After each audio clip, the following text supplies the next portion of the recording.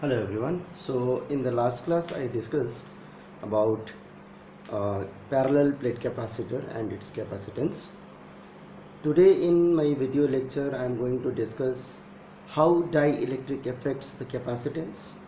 We will discuss polarization of dielectric. We will discuss dielectric constant. All those things related to dielectric and how it affects on capacitance of any type of capacitor we are going to discuss in today's video lecture, right? Okay. So see, the topic is dielectric and their polarization. So in this topic, first of all, we should understand what are dielectrics. Okay, dielectrics are a special class of insulators which does not allow current to pass, but yes, really it allows electric field to pass, right? So dielectric is something where current is not allowed to pass but electric field is allowed to pass. This special class of insulator we call it dielectric. There are many examples of dielectric.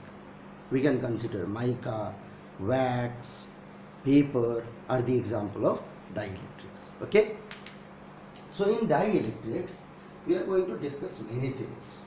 Out of these many things, the main important concept what we are going to discuss in dielectric is nothing but how it gets polarized. Okay, how it gets polarized. So see, let's try to understand. A dielectric can be of two different type of molecules. Basically, molecules can be classified into two different types, right? One is called a polar molecule and other one is non-polar molecule. What are polar molecules? Any molecules where there is permanent electric dipole moment are polar molecules. Like you can consider HCl acid, hydrochloric acid, right? Hydrochloric acid you can consider. Or if you consider nitrogen gas, oxygen gas, these are non-polar molecules where permanent dipole moment does not exist. So we can have a dielectric either made up of polar molecule or a non-polar molecules, right? So if I discuss polarization,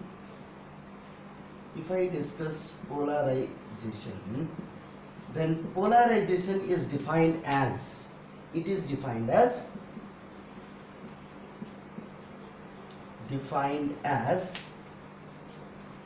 number of dipole moments per unit volume. So it is nothing but it is defined as number of dipole moments per unit volume. This is what we define as a polarization or a polarization vector. Okay, so the numerical calculation of polarization is also known as polarization density. Okay, calculation part of polarization is also known as polarization density, right? So if I consider polarization density, then how to define polarization density? So polarization density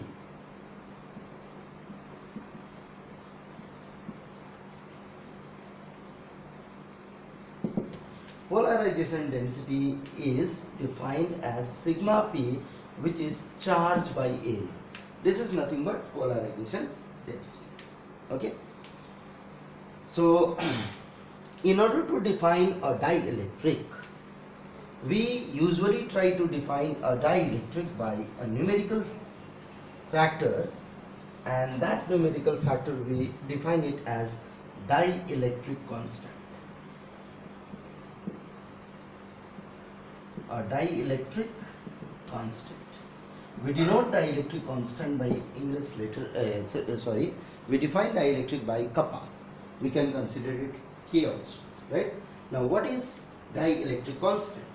Dielectric constant is defined as electric field. It is a ratio. Okay, electric field in free space. How we denote? We denote it by E naught divided by electric field in medium, that is E, right? So it is defined as electric field in free space by electric field in medium. Dielectric constant can also be defined as force in free space by force in medium. Force in free space by force in medium, or we can define it as permittivity of the medium by permittivity of the free space. Permittivity of the medium by permittivity of the free space.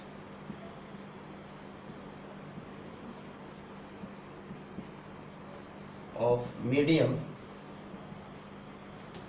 by permittivity of free space.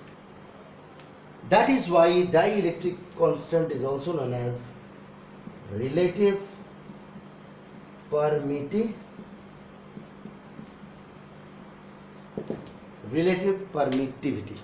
Okay, this is what we call as relative permittivity.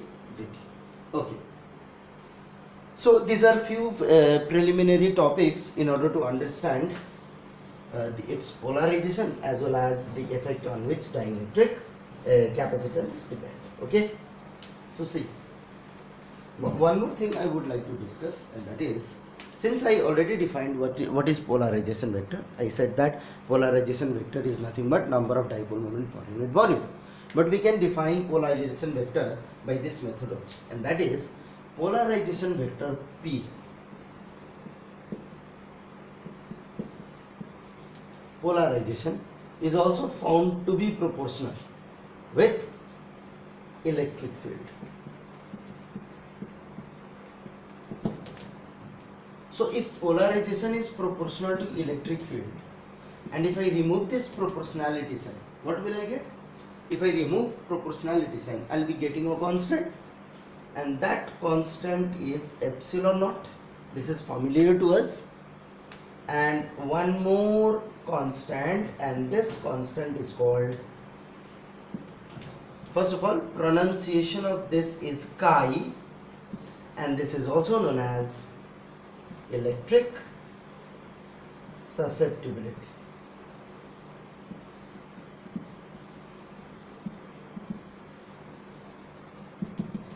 Electric susceptibility. Okay, so see, we can easily define what is electric susceptibility, and that is equals to P by epsilon naught E, है ना? तो ये होगा electric susceptibility का definition. So this is the definition of electric susceptibility, right? Hope you have understood what is electric susceptibility. So after doing these things, now we will try to understand polarization. So see, चलो समझते हैं what is polarization. तो polarization के लिए मैंने एक reason लिया जहाँ पे इलेक्ट्रिक फील्ड प्रेजेंट है. ये दो प्लेट्स अज्यूम किया मैंने जो अपोजिटली चार्ज्ड, ठीक है. मैंने दो प्लेट्स अज्यूम किया जो अपोजिटली चार्ज्ड. अब इन दोनों प्लेट के बीच में हम लोग क्या करेंगे, एक डाई इलेक्ट्रिक स्लैब को रख देंगे. ये एक डाई इलेक्ट्रिक स्लैब है, ठीक है. ये एक डाई इलेक्ट्रिक स्लैब है. होगा क्या, ये दोनों प्लेट के चलते इस डाई इलेक्ट्रिक स्लैब में पोलराइजेशन स्टार्ट होगा. कैसे, ये जो पॉजिटिव चार्जेस है ना, यहाँ पे नेगेटिव चार्ज इंड्यूस करेगा, तो ऑब्वियसली अंदर भी positive negative positive negative positive negative positive negative positive ऐसे इंडक्शन होगा. Positive negative positive negative positive negative positive negative positive ऐसे करके इंडक्शन स्टार्ट हो जाएगा, राइट. तो यहाँ पे हम लोग देख सकते हैं कि छोटा छोटा डाइपोल मोमेंट्स क्रिएट हो गया, राइट. छोटा छोटा डाइपोल मोमेंट्स क्रिएट हो रहा है ना. यहाँ पे छोटा छोटा डाइपोल मोमेंट्स क्रिएट हो रहा है. मैंने इसको कंसिडर नहीं किया, राइट. यहाँ ये देखिए, यहाँ से स्टार्ट होगा ना, डाइपोल मोमेंट्स क्रिएट हो गया. ये छोटा छोटा डाइपोल मोमेंट्स क्रिएट हो गया. लेकिन होगा क्या, ये तो ऑलरेडी चार्ज्ड है, तो ये चार्ज्ड बॉडी ये चार्जेस को अपने तरफ अट्रैक्ट करके रखेगा. फिर ये चार्ज बॉडी ये चार्जेस को अपने तरफ अट्रैक्ट करके रखेगा। ये जो एक्सट्रीम एंड में है ये सारे चार्ज बॉडी अट्रैक्टेड रहेंगे with these plates and these charges will neutralize themselves. That means inside a dielectric this part is neutralized, right? This part is neutralized.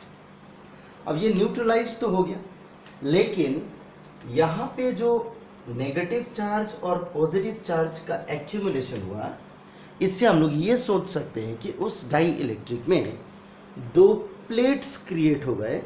सोचा जा सकता है दो प्लेट्स क्रिएट हो गए जिसमें एक नेगेटिव प्लेट है एक पॉजिटिव प्लेट है, राइट?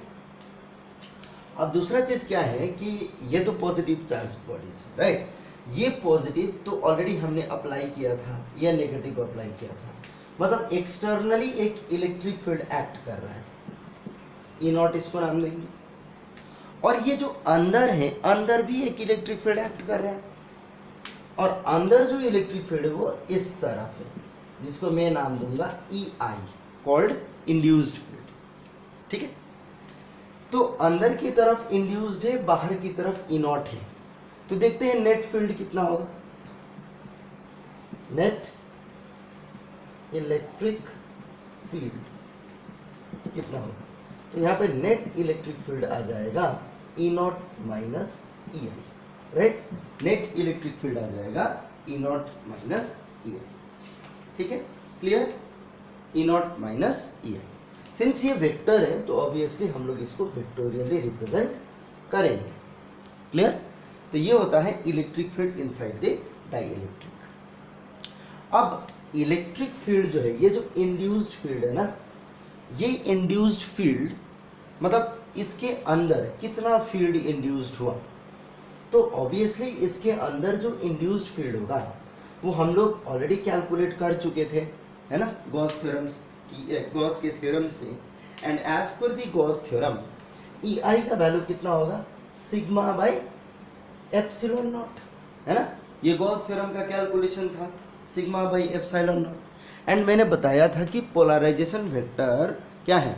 पोलराइजेशन वेक्टर जो है वो पोलराइजेशन डेंसिटी भी रिप्रेजेंट करते हैं, और इस सिग्मा को मैंने क्या रिप्रेजेंट किया था? P से, तो P बाई एप्सिलॉन नॉट हम लोग लिख सकते हैं।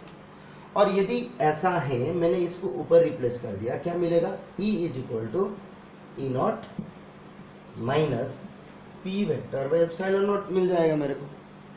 एंड ई वेक्टर को मैं लिख सकता हूँ ई नॉट माइनस पी के जगह में epsilon not susceptibility E vector divided by epsilon not cancels. अब यहाँ पे मुझे मिलेगा E plus chi E is E not. अब यदि E को कॉमन ले लिया जाए तो E मिलेगा 1 plus chi is equals to E naught, right? और ई नॉट बाई ई कितना मिला? 1 प्लस काई। ई नॉट बाई ई जो हमें मिल रहा है वो 1 प्लस काई मिल रहा है। अब सोचो ई नॉट बाई ई जो है वो 1 प्लस काई है, एंड हमें पता था कि ई नॉट बाई ई किसके बराबर था? डाई इलेक्ट्रिक कॉन्स्टेंट के बराबर था। तो हम लोग लिख सकते हैं डाई इलेक्ट्रिक कॉन्स्टेंट के इज 1 प्लस काई। और एक और यहाँ पे रिलेशन हमें मिल रहा है, और वो क्या मिल रहा है कि ई नॉट बाई ई जो है वो तो के बराबर है, राइट? और यदि मैं ई का वैल्यू कैलकुलेट करूं तो मुझे मिलेगा ई नॉट बाई के। और यहाँ पे इलेक्ट्रिक फील्ड इसके अंदर जो है that is net electric field K times reduced हो गया comparison to applied electric field. हमने जितना इलेक्ट्रिक फील्ड अप्लाई किया था उस इलेक्ट्रिक फील्ड को यदि के से डिवाइड करेंगे तो हमें नया फील्ड मिल जाएगा। तो इससे ये हम लोग बोल सकते हैं कि electric field inside the dielectric reduces K times. Clear? So dielectric का काम क्या है? डाई इलेक्ट्रिक का काम है इलेक्ट्रिक फील्ड को रिड्यूस करना। क्लियर?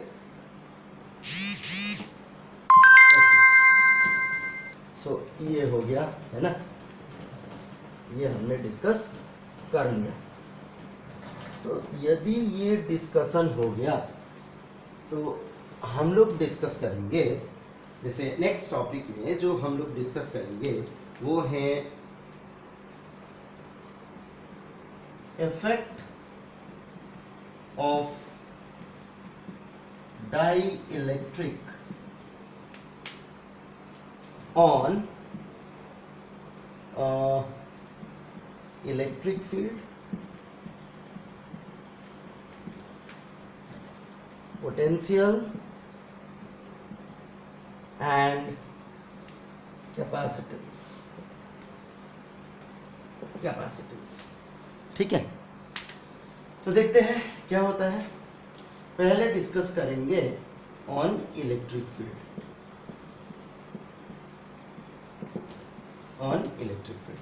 तो देखो यहाँ पे दो प्लेट्स हम लोग अज्यूम करेंगे, प्लेट्स चार्ज्ड है, ये डिस्टेंस ऑफ सेपरेशन d हो गया, प्लेट का एरिया a हो गया, इसके अंदर एक डाई इलेक्ट्रिक डाल दिया गया, डाई इलेक्ट्रिक देखो पोलराइज हो गया है ना, चार्जेस सेपरेट हो गए ना, इसी को क्या बोलते हैं, पोलराइजेशन, पोलराइज हो गया। अब एक्सटर्नल फील्ड जो है, जो अप्लाई किया है हमने वो E नॉट है, जो इंड्यूस्ड हुआ वो EI है। ठीक है, अब अभी हमने इसके आगे वाले टॉपिक में देखा था कि इलेक्ट्रिक फील्ड रिड्यूस होता है, राइट। जब हम लोग डाई इलेक्ट्रिक इंसर्ट करते हैं तो इलेक्ट्रिक फील्ड का वैल्यू होता है E नॉट बाई के, है ना। तो यहाँ पे हमने ये देखा था कि electric field reduces K times when a dielectric of constant K is introduced। ठीक है, इंट्रोड्यूस्ड।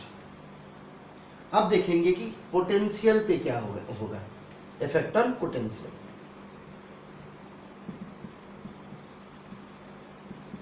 इलेक्ट्रिक पोटेंशियल, ठीक है, हम लोग अज्यूम करेंगे let V naught be the potential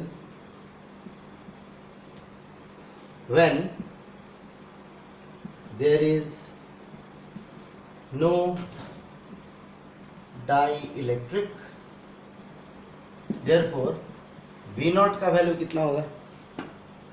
तो हमने पढ़ा था कि relation between potential and electric field क्या है, V नॉट बन जाएगा E नॉट, क्योंकि E नॉट है इलेक्ट्रिक फील्ड विदाउट डाइइलेक्ट्रिक, जब डाइइलेक्ट्रिक नहीं था तो इलेक्ट्रिक फील्ड E नॉट था। सो E naught and distance of separation कितना है D, तो ये हो जाएगा potential when there is no dielectric. अब मानेंगे V be the potential with dielectric,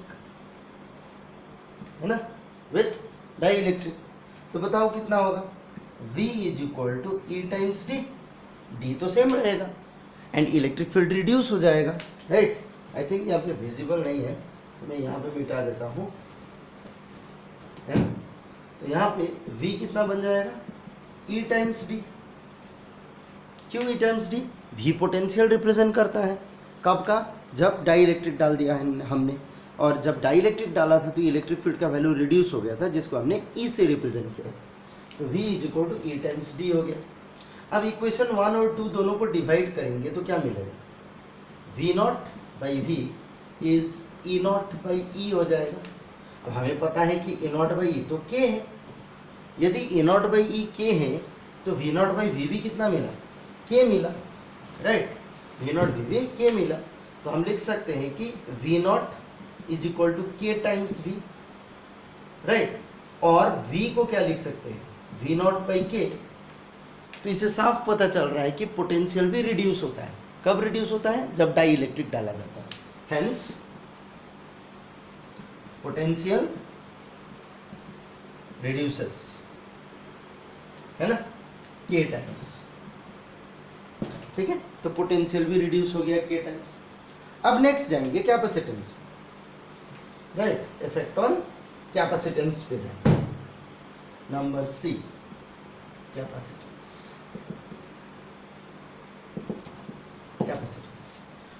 अब सोचो कि ये जो दो प्लेट है ना, ये दोनों प्लेट एक कैपेसिटर की तरह बिहेव कर रहा है ना। डायरेक्टली समझ लेते हैं, पैरेलल प्लेट कैपेसिटर की तरह बिहेव कर रहा है, और इस पैरेलल प्लेट कैपेसिटर के अंदर एक डाइलेक्ट्रिक डाल दिया गया है। तो कैपेसिटेंस में क्या हो, तो कैपेसिटेंस के लिए हम लोग मानेंगे let C0 be the capacitance of a capacitor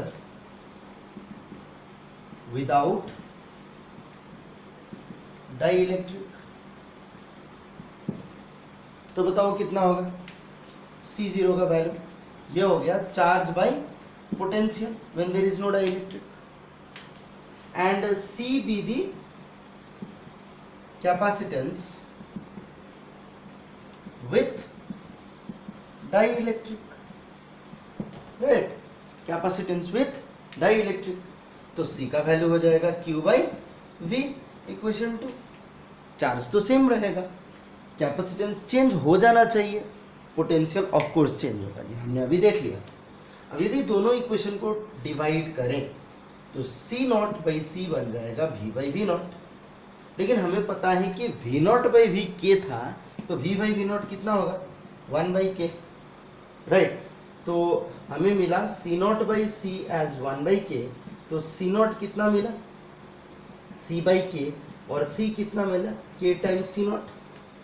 C naught क्या था, कैपेसिटेंस विदाउट डाइलेक्ट्रिक, C क्या था, कैपेसिटेंस विथ डाइलेक्ट्रिक।